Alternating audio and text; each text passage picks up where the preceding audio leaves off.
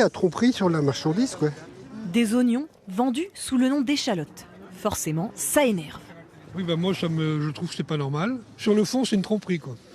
C'est ça qui est désagréable, en fait. Même couleur ou presque, et même taille. Pourtant, parmi ces échalotes se cachent des oignons. Dans certains supermarchés, ces fausses échalotes sont placées à côté des vraies, comme ici, dans ce rayon. Pour s'y retrouver, il faut une bonne vue. Les vraies échalotes sont dites traditionnelles, les fausses, des échalotes de semis. C'est un peu une arnaque, hein. C'est pas juste qu'ils les mettent côte à côte, quoi. Il faudrait pouvoir les différencier, non? L'échalote traditionnelle se plante à la main, bulbe après bulbe, et nécessite près de 300 heures de travail par hectare. Là où l'échalote de semis se sème, en graines, et demande 10 fois moins d'efforts. Cette concurrence est déloyale. Ce qui inquiète cet agriculteur. Ces producteurs qui utilisent ces semences surfent sur la notoriété de notre produit traditionnel.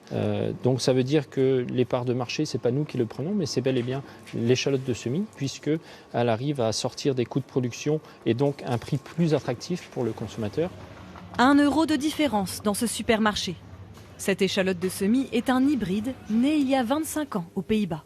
Ils ont fait ce qu'on appelle une hybridation, donc ils ont croisé une échalote avec une autre plante proche, donc l'oignon, pour faire une autre variété. Et ensuite, on va essayer de maintenir cette lignée, cette descendance de graine en graine. Cet industriel redoute des conséquences sur toute la filière qui emploie 3000 personnes en France.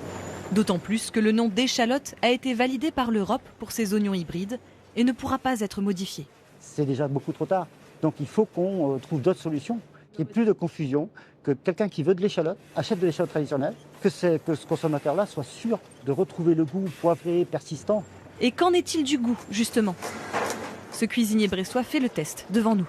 Donc pour l'échalote normale, c'est un goût très fort, c'est assez intense, tandis que l'échalote de semis a un goût beaucoup plus doux, qui se rapproche de l'oignon et assez sucré en bouche. Pour différencier les deux espèces, il a une astuce toute simple, il suffit de couper.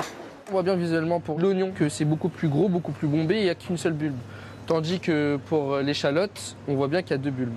Les défenseurs de l'échalote traditionnelle espèrent obtenir un label d'indication géographique protégé d'ici 2030 pour mettre en valeur ces petits bulbes si longs à produire.